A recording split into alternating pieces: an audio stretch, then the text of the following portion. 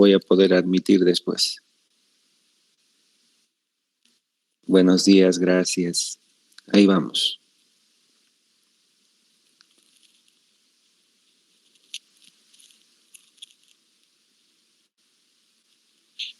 Pueden escucharme, ¿verdad?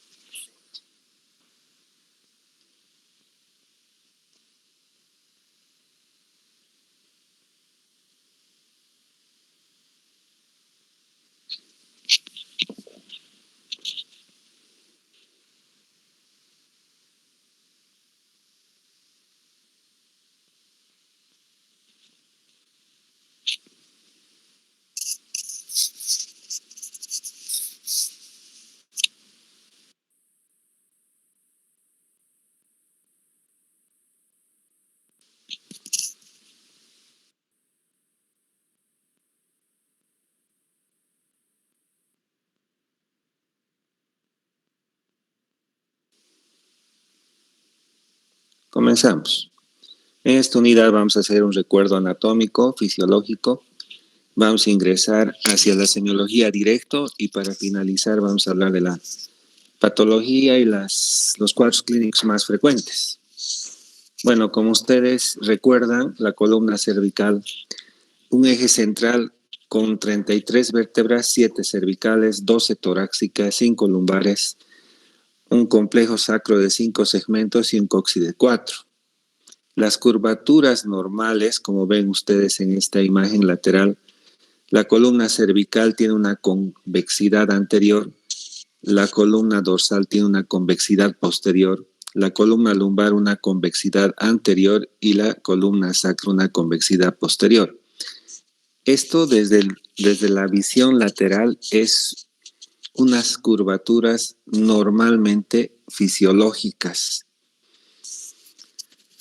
Definimos como un órgano situado en la parte media posterior del tronco y que va desde la cabeza a la cual sostiene pasando por el cuello y la espalda hasta la pelvis. Mide 70 centímetros, de los cuales 12 centímetros corresponde al sacro. Tiene discos intervertebrales, por lo cual un 75% es óseo y un 25% fibroso. De estas vértebras, 7 son cervicales, remarcando otra vez, 12 dorsales, 5 lumbares, 5 sacras, 3 a 4 coxillas. La región cervical está formada por 7 vértebras, la primera llamada atlas y la segunda axis. En cambio, en la región sacra consta de 5 huesos que están fusionados, que forman el sacro, y 4 huesos coxígeos que también están fusionados y forman el coxis.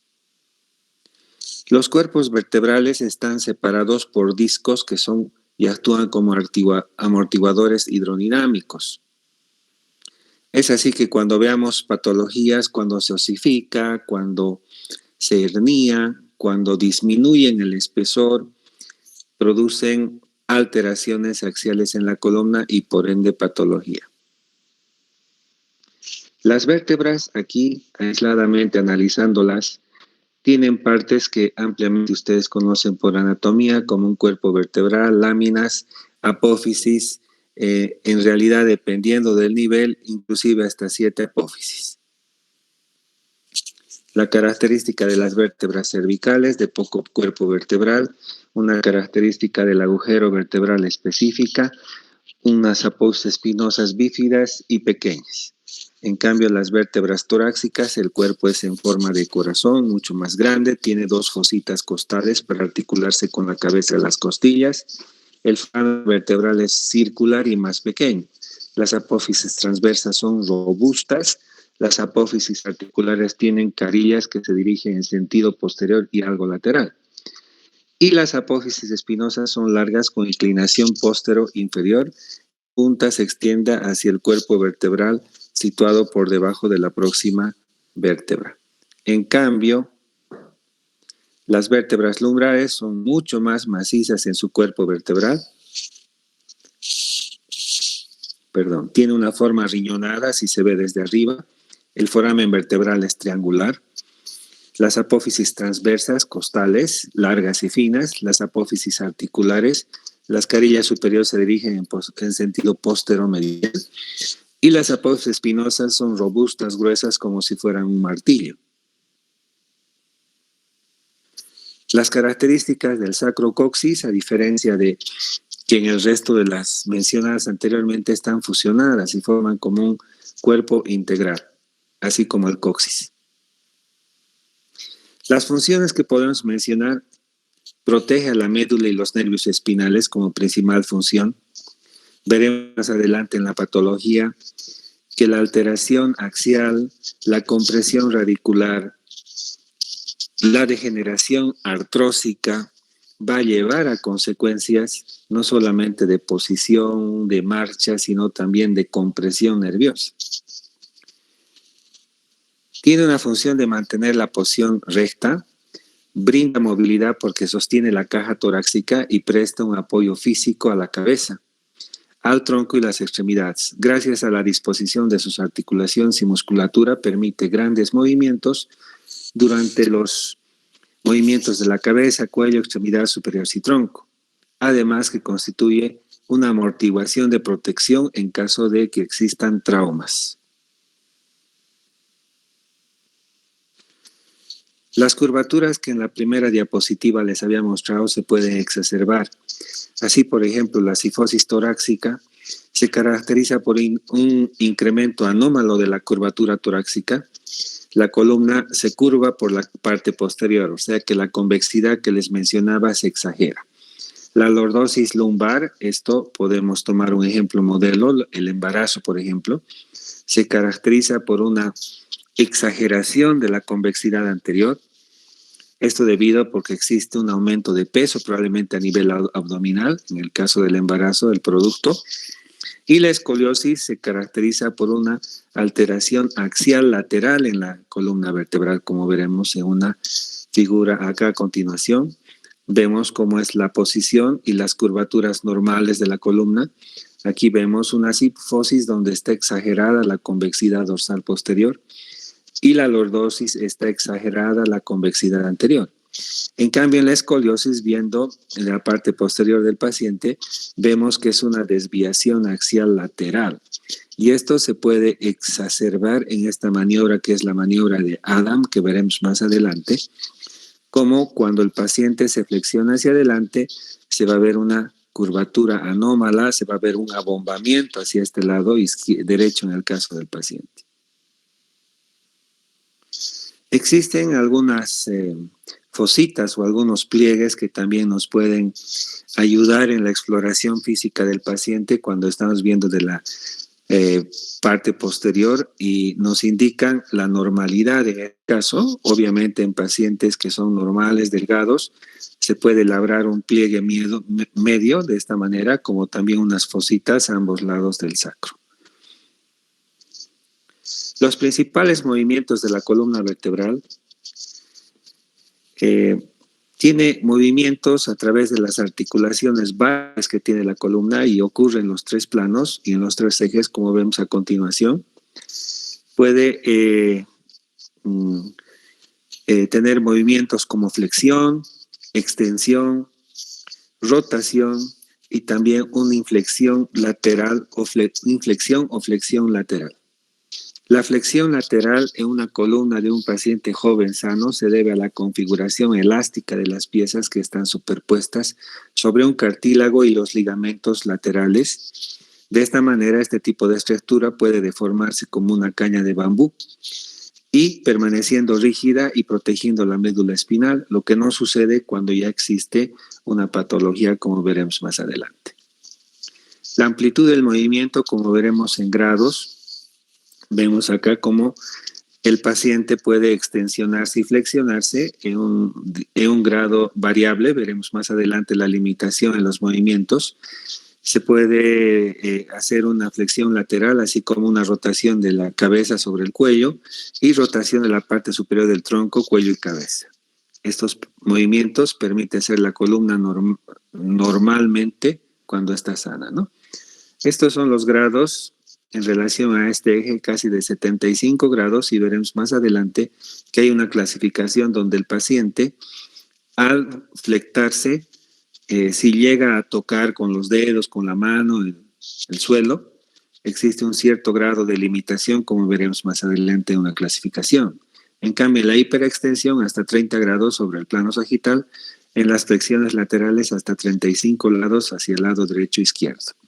En caso de la columna cervical, variablemente 35 a 45 grados en las rotaciones laterales y un grado menor entre 30 y 65 grados en la flexión. Acá, como les mencionaba, existen algunas pruebas funcionales que podemos hacer con el paciente. En realidad lo que se valora es la distancia de los dedos y el suelo, haciendo de que el paciente esté en bipedestación con los pies juntos, se debe inclinar hacia adelante con las manos y los dedos extendidos, y lo que vamos a medir es la distancia entre los extremos de los dedos y el piso. Este movimiento están implicadas las articulaciones de la columna, de la cadera, y adicionalmente depende de algunos factores como la movilidad del raquis, el acortamiento de la musculatura isquiocrural, y veremos más adelante algunos signos que nos pueden identificar alguna patología radicular. En el primer grado vemos que el extremo de los dedos no puede bajar por debajo de la altura de las rodillas. En el segundo grado, los dedos pueden bajar por debajo de las rodillas, pero no así las muñecas. En un tercer grado, las muñecas pueden bajar por debajo de las rodillas, pero los dedos no llegan a los tobillos. En el cuarto grado, los dedos llegan a los tobillos, pero no alcanzan el suelo. En el quinto grado, las puntas de los dedos llegan al suelo. En el sexto grado, todos los dedos llegan hacia el suelo. Y en el séptimo grado, las palmas pueden tocar el suelo. Esto obviamente va a ser posible en un paciente sano que no tenga patología del rátex. Entramos de pleno hacia la semiología y aquí vamos analizando algunos signos físicos que les van a ayudar a explorar, sobre todo numerosas maniobras a nivel cervical. La maniobra de Ott, por ejemplo, que mide el grado de flexibilidad de la columna vertebral cervical, aquí no está bien, no es dorsal, cervical.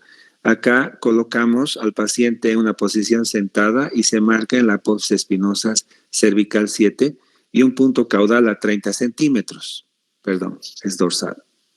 Cuando el paciente se inclina hacia adelante, la distancia entre ambos puntos va a aumentar de 2 a 4 centímetros y vuelve a reducirse en la inclinación máxima hacia atrás entre 1 a 2 centímetros. Cuando los cambios de la columna hay degeneración o inflexión, conduce a una limitación de esta movilidad y obviamente se van a alterar estos centímetros que exceden a esta medida de 2 puntos que hemos trazado, ¿no? O sea, lo que medimos en este caso para la valoración es la incapacidad de que aumente de 2 a 4 centímetros cuando el paciente está en flexión y 1 a 2 centímetros cuando está en inclinación máxima. Ese es el signo de Ott. En cambio, el signo de Schober mide la flexión de la columna lumbar. El paciente se encuentra en bipedestación. Se va a efectuar una marca sobre la piel a nivel de la apófisis espinosa de la vertebral S1 y así como 10 centímetros más arriba. En la flexión anterior, la distancia entre estas dos marcas se amplía hasta 15 centímetros mientras que en la flexión posterior, reclinación se acorta de 8 a 9. Obviamente, en la valoración, los cambios de la columna vertebral de tipo degenerativo conducen a la limitación de estos centímetros que aumentan en flexión y en extensión. En este caso sería un signo de Schober positivo. La prueba del pliegue cutáneo de Kliber, el paciente en decúbito prono, el explorador se encuentra realizando este pliegue y va desplazando a lo largo del tronco y las extremidades en forma transversal al recorrido del dermatoma. En caso de que exista contractura muscular o pellizcamiento nervioso, se van a producir diferentes tipos de sensación hacia el explorador. En este caso van a poder detectarse rigidez muscular, si existen disfusiones de vegetativas, aumento de temperatura local, aumento de sudoración, etc. Y esto nos va a indicar de que existen alteraciones probablemente musculares, elásticas, en relación a algún segmento vertebral que está bloqueado. La prueba de la compresión del esternón indica fractura de costillas. El paciente se encuentra en decúbito supino. El médico se encuentra presionando el esternón con ambas manos. El dolor localizado en la zona anterior del tórax puede estar causado por una costilla. El dolor vertebral y esternal sugiere un bloqueo vertebral o costal. En este caso, cuando hablamos de bloqueo, estamos hablando que hay una lesión, probablemente de tipo infecciosa, traumática, degenerativa, que está comprimiendo estructuras nerviosas y los músculos que acompañan a la columna vertebral se van a contraer y esto se va a llamar un bloqueo. La prueba de la compresión de las costillas, como ven, el explorador se encuentra en la parte posterior del paciente, el paciente está sentado y el explorador lo que va a hacer es comprimir el tórax en sentido sagital y horizontal. Probablemente el paciente va a tener gran dolor en el caso de que se ha producido una alteración o bloqueo a nivel de una articulación costal, esternocostal, y nos indica que existe un bloqueo costovertebral, costoesternal por alguna fractura costal. La prueba de la amplitud torácica con una cinta métrica medimos la amplitud del tórax durante la inspiración y expiración profunda. El paciente se encuentra en bipedestación con los brazos paralelos al tronco. La diferencia de amplitud de 3.5 centímetros a 6 centímetros se mide durante la inspiración y expiración forzada en la mujer por encima de las mamas y en los hombres por debajo. En algunas enfermedades donde existe contractura muscular, donde existe compromiso o bloqueo del aparato osteomuscular, se va a producir dificultad en la expiración y dolor inclusive en la expiración, y esto va a limitar el aumento de los centímetros durante la inspiración y va a provocar dolor en la expiración.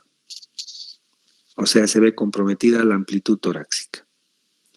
El signo de Scheppelmann, esto diferencia el dolor torácico de la siguiente manera. El paciente está sentado y lo que le vamos a pedir al paciente es que incline la columna hacia un lado y hacia el otro lado. El dolor en el lado cóncavo va a ser causado, en caso de que tuviera en esta concavidad dolor, es indicativo de neuralgia. En cambio, si el dolor es en el lado convexo, existe pleuritis. Las fracturas costales también va a producir dolor en esta maniobra. Las pruebas de columna cervical y pruebas de rotación de la columna vertebral. Aquí lo que vemos, el explorador con un paciente sentado va a probar rotación de la columna cervical hacia un lado, hacia el lado derecho, hacia el lado izquierdo, tomando de la región parietal en una posición neutral inicialmente, y esto nos va a medir la amplitud de movimiento en cada lado y va a estar limitada y va a estar alterada en caso de que ya exista alteraciones en la elasticidad o cuando existe un bloqueo, artrosis, infección o acortamiento muscular. La limitación de la rotación con detención brusca por dolor en el paciente es indicativo ya de trastornos degenerativos como una espondilosis, una espondiloartritis a nivel cervical. Otra prueba sería la de la rotación de la cabeza en extensión de la cabeza. Como ven, en este caso el paciente está sentado, el explorador está a un lado, y tiene la mano izquierda en la parte posterior de la columna cervical y la mano derecha va a extender la cabeza hacia atrás y va a mover en sentido lateral hacia la derecha y hacia la izquierda con una mano. Y pues en este caso, durante la extensión máxima y durante este movimiento lateral se va a producir dolor articular si es que existe bloqueo, limitación cérvico-torácica cuando existe degeneraciones segmentarias en la columna cervical. También puede haber una prueba de rotación de la cabeza en flexión máxima, a diferencia de la anterior maniobra. El paciente está sentado, pero en este caso está flexionada la cabeza hacia adelante completamente y el explorador está rotando la cabeza hacia la izquierda, hacia la derecha. Esto nos permite valorar sobre todo segmentos inferiores de cervical 2 cuando están bloqueados y durante esta rotación se va a producir gran dolor cuando existe disfunción segmentaria o cuando existe igual trastornos degenerativos, inflamatorios, como las espondiloartrosis, espondilitis anquilosante, etc. Las pruebas funcionales segmentarias de la columna vertebral cervical, como ven, el paciente está sentado y el explorador toma de la región parietal la cabeza del paciente con el codo hacia afuera y la mano exploradora está comprimiendo la emergencia de los nervios cervicales en este caso y va a haber gran dolor en el caso de que exista una compresión radicular cervical. La prueba de Soto-Hall es cuando el paciente está en decúbito supino con las manos pegadas al cuerpo y lo que nosotros le vamos a pedir al paciente es que incline o flexione la cabeza hacia el esternón, en algunos casos con la oposición de nuestra mano sobre el esternón. Y obviamente, si se produce un dolor en la nuca, cuando se presiona ligeramente el esternón, estamos frente a una enfermedad ósea de tipo ligamentosa en la zona cervical, ¿no? Recuerden esto bien. Estamos hablando de lesiones ligamentosas tensionales, probablemente por una exageración de movimiento flexor, extensor. Se han lesionado los ligamentos y esta prueba lo que valora precisamente es esta distensión ligamentosa, la prueba de Soto-Hall. La prueba de percusión, con el paciente sentado, el explorador en este caso va a ir percutiendo las vértebras cervicales. Entonces, en la valoración, si aparece dolor localizado no radicular, está indicando que hay fractura o alteración severa ligamentosa muscular. Los síntomas radiculares ya nos están orientando que existe un trastorno compresivo irritativo de las raíces nerviosas. La prueba de O'Donoghue diferencia el dolor de tipo ligamentoso que hablábamos en la prueba de Soto-Hall y de tipo muscular. En este caso, el médico va a mover de un lado a otro en forma pasiva la cabeza del paciente que se encuentra sentado. A continuación, se le pide al enfermo que mueva la cabeza intentando vencer la resistencia que opone el explorador. Y de esta manera, si aparece dolor, con el movimiento activo, con contracción isométrica de la musculatura paravertebral es indicativo de disfunción muscular. Esto es para explorar y diferenciar las lesiones ligamentosas y musculares. En este caso, cuando es positiva, esta prueba nos está hablando de un trastorno muscular. En cambio, la prueba de Soto-Hall es ligamentosa. La maniobra de Valsalva, el paciente está sentado y está con la mano, con el pulgar en el interior de la boca y lo que se le pide al paciente que sople e intente expulsar de la boca el dedo, que lo tiene reteniendo a nivel de la boca.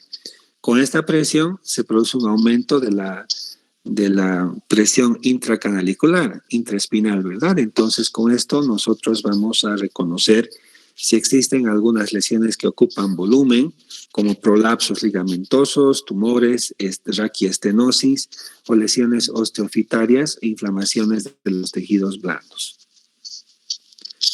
La prueba de Spurling es una prueba donde el paciente está sentado, el explorador está en la parte posterior del paciente, la mano derecha está sobre la cabeza del paciente y la otra mano izquierda está percutiendo la mano del explorador. En este caso, cuando se produce dolor con esta maniobra, estamos detectando síndromes facetarios. Recuerdan que las vértebras se articulan con las otras vértebras a través de las facetas. Y esta prueba nos va a ayudar a diferenciar si existen dolores a nivel probablemente por una fisura, una fractura y que está produciendo compresión radicular, obviamente a nivel cervical. Y también si existe irritación en las carillas articulares y por una compresión nerviosa. Este tipo de exploración es muy dolorosa si es que existe esta patología que les he mencionado previamente. Durante la extensión de la columna vertebral cervical se produce un estrechamiento del agujero vertebral de 20 a 30%. O sea que si ustedes sacan una síntesis en esta maniobra, al provocar esa flexión, rotación hacia el lado, en este caso derecho del paciente, ya estamos produciendo un cierto grado de raquiestenosis, ¿verdad? Y con la compresión percutoria y se va a identificar dolor, y aquí ya estamos hablando de un trastorno de tipo facetario y un trastorno de compresión radicular. Prueba de tracción de la columna cervical. En este caso, el paciente está también sentado. El explorador, como ven, tiene la mano derecha en la parte posterior cervical y la mano izquierda lo que va a hacer es hacer una rotación de la cabeza, pero levantando hacia arriba la cabeza a través del mentón, ¿verdad? Esta tracción va a provocar gran dolor en caso de que existan alteraciones ya en los cartílagos intervertebrales. Por ejemplo, en una hernia de disco cervical se va a producir gran dolor porque ya existe una compresión radicular severa. En la prueba de caudalización de los hombros, como vemos, el paciente está sentado, el explorador se encuentra en la parte posterior del paciente, la mano derecha se encuentra en un hombro y la mano izquierda lo que va a hacer, aparte de hacer una rotación, va a hiperrotar la cabeza de este paciente en una flexión lateral y caudal, y se va a producir un estiramiento radicular del saco dural y se va a producir gran dolor en caso de que exista compromiso inflamatorio raqui, en este caso dural. La prueba de compresión de Jackson, igual, el paciente está sentado, el explorador está en la parte posterior, coloca sus manos encima de la cabeza de este y mueve hacia ambos lados y trata de llevar el explorador a una inclinación lateral máxima y el clínico efectúa una presión axial sobre la columna vertebral. O sea, cada que va provocando una flexión lateral, comprime la cabeza hacia abajo, ¿sí? Hay una presión axial. Esto es para valorar la compresión a nivel de los cartílagos intervertebrales en las zonas de salida nerviosas, que es una maniobra alternativa a la anterior que veíamos, ¿no? La prueba de compresión del agujero intervertebral se efectúa con el movimiento de la columna vertebral cervical en posición caudal. Mediante la presión de los cartílagos intervertebrales y agujeros intervertebrales se acentúan los síntomas radiculares segmentarios. En este caso, el explorador está comprimiendo la cabeza hacia abajo para ver si existe, al comprimir, un dolor cérvico radicular por la compresión. Existe infinidad de maniobras, como ven, sobre todo a nivel cervical. Esa es otra prueba de compresión de flexión, donde el paciente se encuentra sentado y el explorador se encuentra en la parte posterior, con la cabeza flexionada, y el explorador con las dos manos va a presionar también hacia abajo la cabeza en forma axial, y de esta manera está valorando la integridad de los cartílagos intervertebrales cervicales. La prueba de compresión y extensión es contraria a la otra maniobra, donde el paciente en extensión de la cabeza va a comprimir, va a hacer una compresión axial en dirección caudal, y esto ya nos va a indicar si existe un prolapso posterolateral de los cartílagos, ya una hernia discal cervical, va a condicionar un severo dolor en esta maniobra. En cambio, estas pruebas, que son muy pocas, son para valorar la columna vertebral dorsal y lumbar. Es la prueba de Adam o el signo de Adam, por ejemplo, que se puede realizar en un paciente en bipedestación, en un paciente sentado. Normalmente cuando se flexiona hacia adelante el paciente, no tiene que haber ningún tipo de desviación. En cambio, cuando existe una alteración axial en la columna, automáticamente se va a notar un abombamiento del lado comprometido. En este caso, si existe una escoliosis, se va a producir un abombamiento hacia el lado derecho o hacia el lado izquierdo, dependiendo en qué grado está la desviación axial hacia la izquierda o hacia la derecha. Esa es la prueba de Adam para columna dorsal.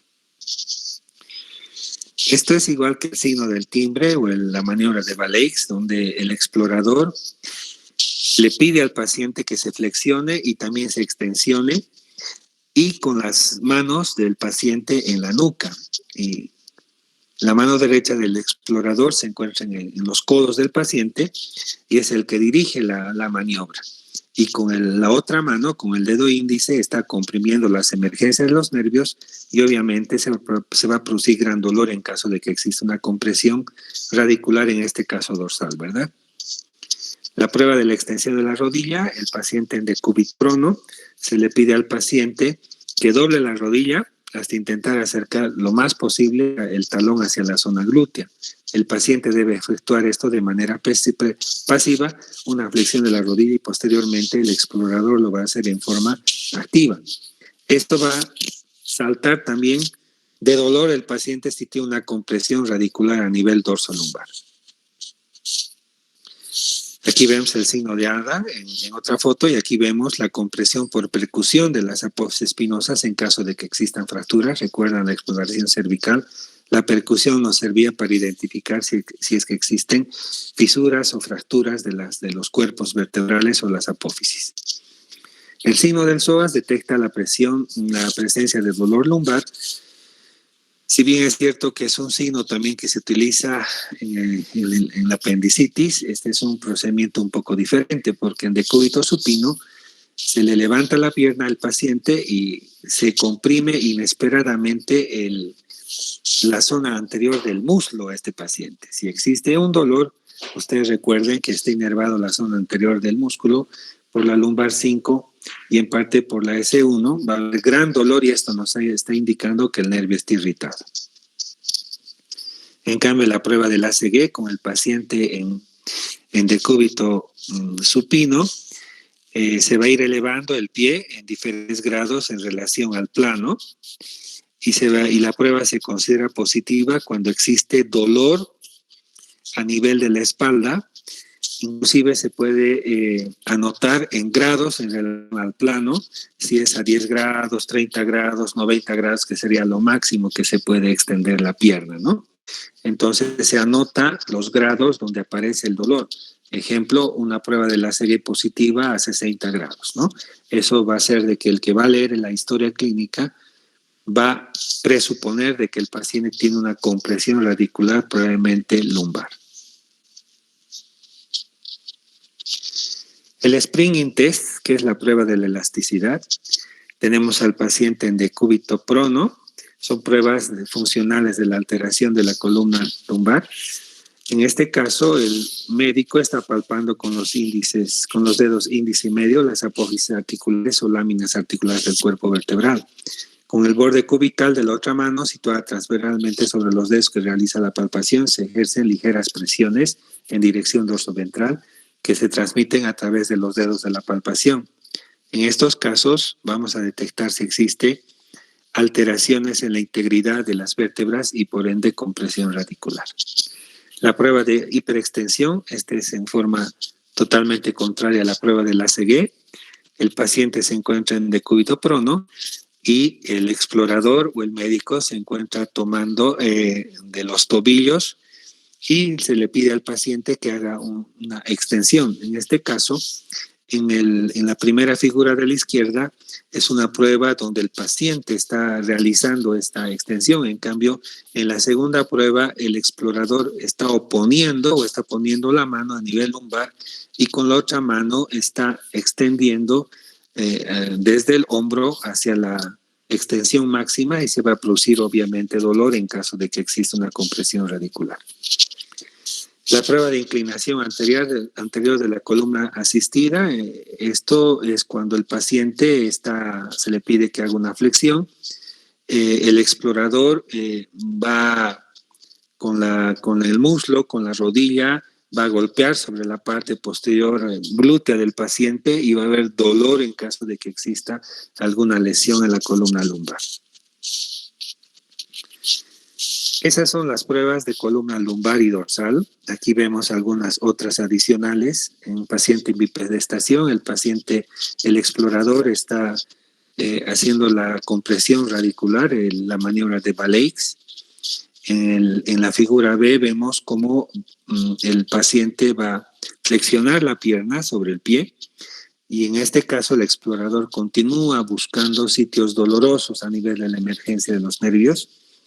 Y en la exploración C no existe mayor diferencia de la exploración de tipo B. Entramos hacia la patología, que es muy frecuente, estamos a 4 minutos, tenemos harto que avanzar, vamos a tratar de ser breves. La espondiloartrosis se define como una degeneración del núcleo pulposo que se encuentra como disco intervertebral, ¿verdad? Esto se produce por desgaste de los discos y se inicia a nivel de los 30 años aproximadamente, predomina en las mujeres y mayormente es a nivel de la zona lumbar. Este es un disco normal, este es un disco degenerado, este es un disco abultado, aquí hay una hernia de disco, este es un disco delgado y en este caso hay una degeneración, probablemente por un compromiso también de los cuerpos vertebrales. Aquí se forman los osteofitos que veremos en la placa radiográfica como picos del oro, ¿no? Aquí vemos los picos del oro, vemos cómo se ha ido degenerando acá en las últimas imágenes de esta foto a la derecha, vemos cómo están con sacabocados los cuerpos vertebrales en sus extremos donde se comunican a través del disco intervertebral con la próxima vértebra, están todo deformados, el disco también se encuentra delgado, entonces a esto se llama espondiloartrosis o degeneración. Los síntomas, obviamente, va a haber dolor lumbar y se hacen las maniobras que les he indicado anteriormente. Previamente va a haber signos de compresión radicular, porque esto va a condicionar de que existe una raquiestenosis, los agujeros intervertebrales van a estar disminuidos y va a haber una compresión radicular. El tratamiento antiinflamatorio, extracción, disminuir de peso y obviamente en el extremo será una cirugía. La rehabilitación, fisioterapia en una fase aguda, reposo absoluto, cama dura, AINES. En el caso cervical, Minerva, almohada baja, mantener posición donde no haya dolor, AINES, relajantes musculares, analgésicos. En la rehabilitación también se puede hacer algún tipo que ya no es parte de nuestra exposición. En cambio, la espondilosis se trata de una ruptura de la lámina de la vértebra, principalmente en L5, L4. La articulación facetaria queda separada del resto, mayor frecuencia en deportistas. El mecanismo de lesión es por caído, por traumatismo directo. La reparación tarda bastante, de 6 a 9 meses. Es la presencia de dolor lumbar por traumatismo, hiperextensión, extensión o rotación. Acá es donde en este nivel se produce una fisura o fractura y cuando es bilateral la vértebra puede desplazarse hacia anterior o posterior, lo que produce una espondalovistesis que definiremos más adelante. Esta es la situación, ¿no? Eso es lo que se ha producido, una fisura en este caso en la apófisis espinosa. Rehabilitación, medidas generales, AINES, antiinflamatorios, cirugía, fisioterapia. En cambio, la espondilolistesis es cuando se desliza un cuerpo vertebral sobre el otro, principalmente sucede a nivel de la zona lumbar y sacra, frecuentemente en gimnastas, puede producir de causa degenerativa en adultos mayores de 50 años, traumáticas, o cuando existe alguna patología, como veremos el mal de Pot enseguida. Es así una imagen que vemos, existe un desplazamiento axial del cuerpo vertebral sobre el otro y obviamente el disco está desplazado. Esto es lo que se ha producido en una imagen lateral, un desplazamiento sobre el otro cuerpo vertebral. Los síntomas: alteraciones sensitivas, reflejas, motoras, dolor, contractura de los músculos, lordosis exagerada lumbar, claudicación funcional en la marcha. Existe una escala que es la de Meyerdink, que puede medir el grado de desplazamiento de la vértebra. El grado 1 de 0 a 25%, el grado 2 de 25 a 50%, a estas lesiones se consideran de bajo grado, y a la de alto grado sería entre 50 y 75%, y el cuarto grado de 75 a 100%. Obviamente el quinto grado ya es un 100%, y a esto se llama una espondiloptosis.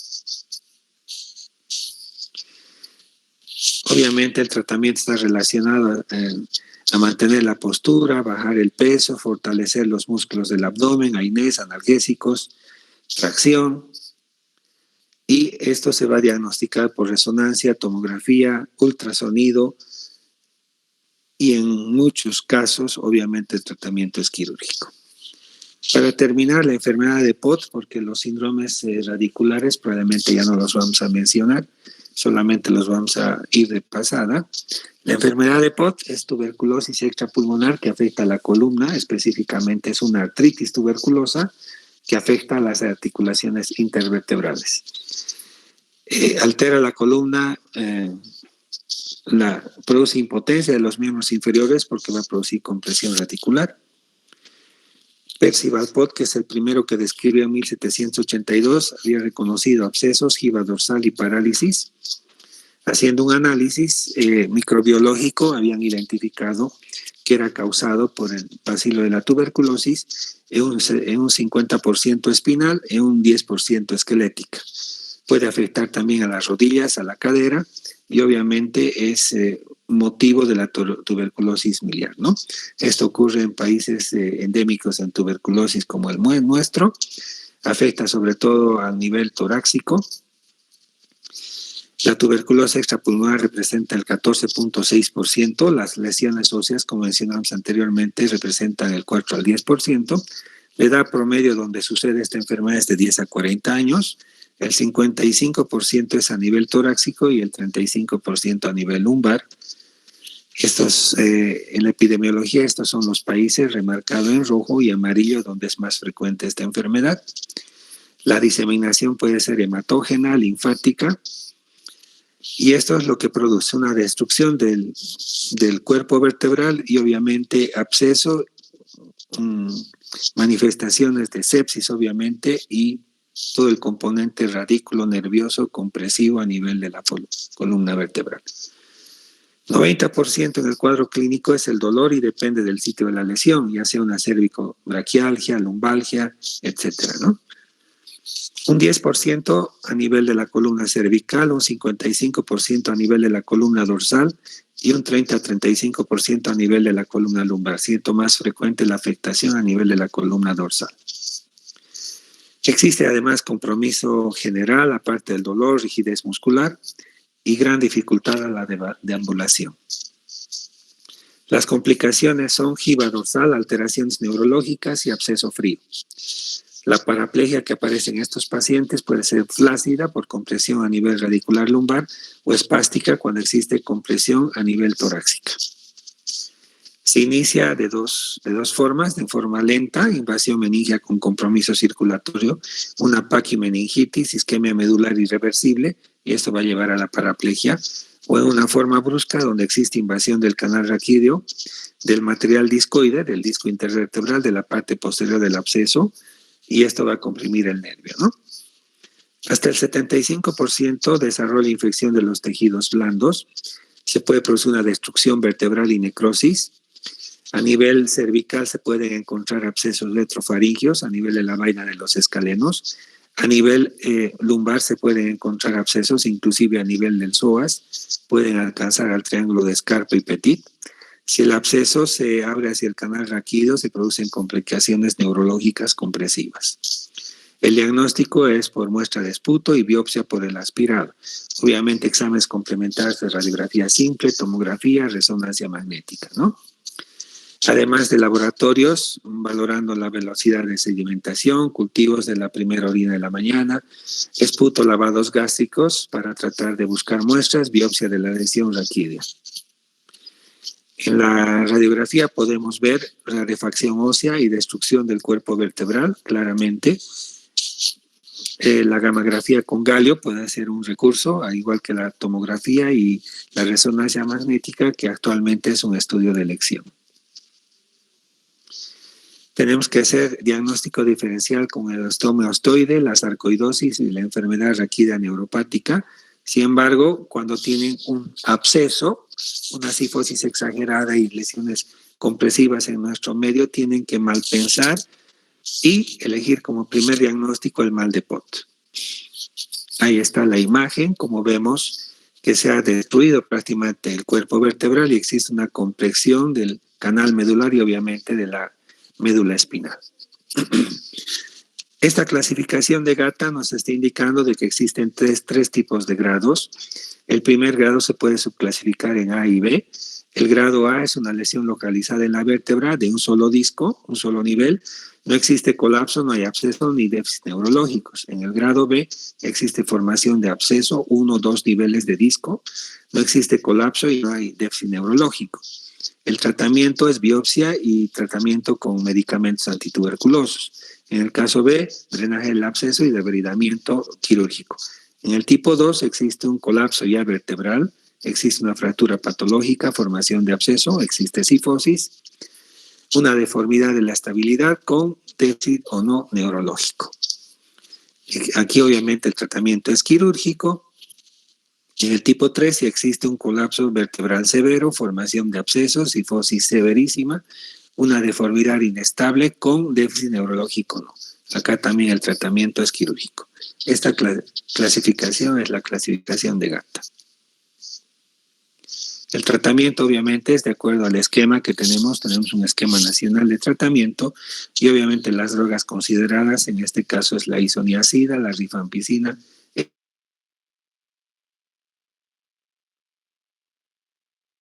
drenaje de absceso, debridamiento quirúrgico, fusión vertebral, antibióticos. Esta es una imagen donde muestra la vértebra enferma antes del procedimiento. Aquí vemos cómo está probablemente tiene un cierto grado de osteonecrosis, la compresión radicular en este caso, porque hay una raquiestenosis, se va a producir en este caso quirúrgicamente una remoción y se va a colocar una placa tutora y se va a fijar con los tornillos respectivos en una laminectomía, ¿no? El abordaje quirúrgico puede ser por vía torácica o lumbar y el pronóstico depende de la edad, depende de la gravedad, en la clasificación de Gata, qué tan grave es el problema. En el síndrome de compresión radicular solamente mencionamos algunos. A nivel de la columna cervical, probablemente es un poquito más raro, mucho más es a nivel de la columna lumbar. Existe posibilidad, sin embargo, en cualquier lugar, y esto está en relación a la etiología de tumores, infecciones, esclerosis múltiple, síndrome de Guillain-Barré, tratamientos ortopédicos, hernias discales, neuralgias posherpéticas, tumores vertebrales, fractura o luxación dentro de la etiología, ¿no? Aquí resumimos en estas imágenes que puede ser vascular, infecciosa, mecánica, tumoral. La compresión postraumática por fractura, se desplazan las vértebras y aquí existe una compresión del nervio. Aquí vemos las diferentes posibilidades en traumatismo, accidentes de tránsito, las lesiones que van a producir una transferencia de hipoxia, disminución de la perfusión y se produce isquemia medular. Lamentablemente en estos casos como tratamiento, el ATLS menciona metilprednisolona en las primeras horas, que es una megadosis, y tratamiento quirúrgico y movilización, ¿no? Está una escala de Asia para definir qué gravedad tiene la en la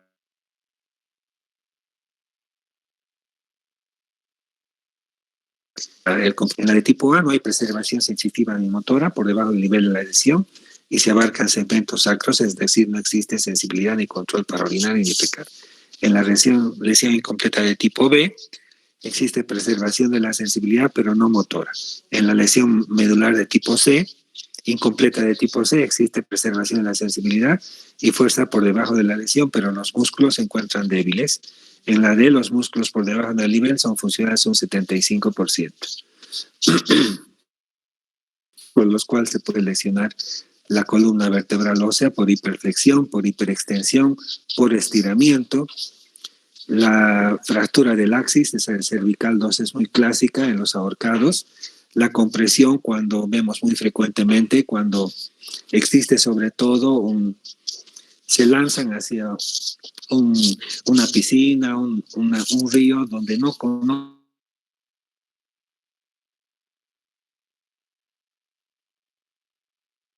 la fractura cervical, la rotación externa. Y esto obviamente va a deslizar el núcleo pulposo y va a ser el encargado de comprimir el nervio, ¿no? Existen también causas infecciosas. Los agentes más frecuentes, el estafilococo aureus, Escherichia coli, Pseudomonas proteus, por viabilidad, digamos, un absceso.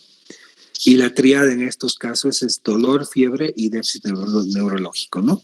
Si es cervical, asociar cefalea y rigidez de nuca. Los procesos vasculares, cuando existen hematomas epidurales,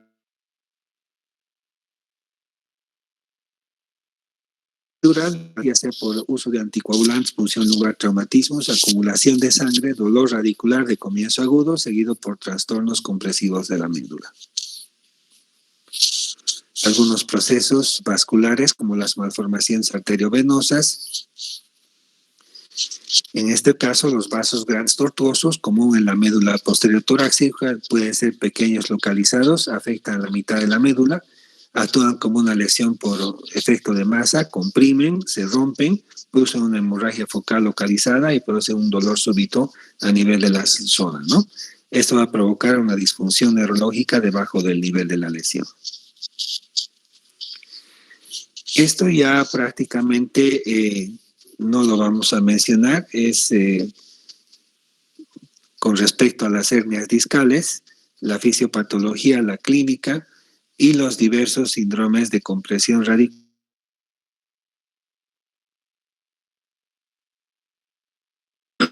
Sin embargo, esta está más relacionada a neurología, porque seguramente ustedes harán una cápite de síndrome radicular, ya sea cervical, torácico, lumbar, ¿no? Si tienen alguna pregunta, adelante, los escucho.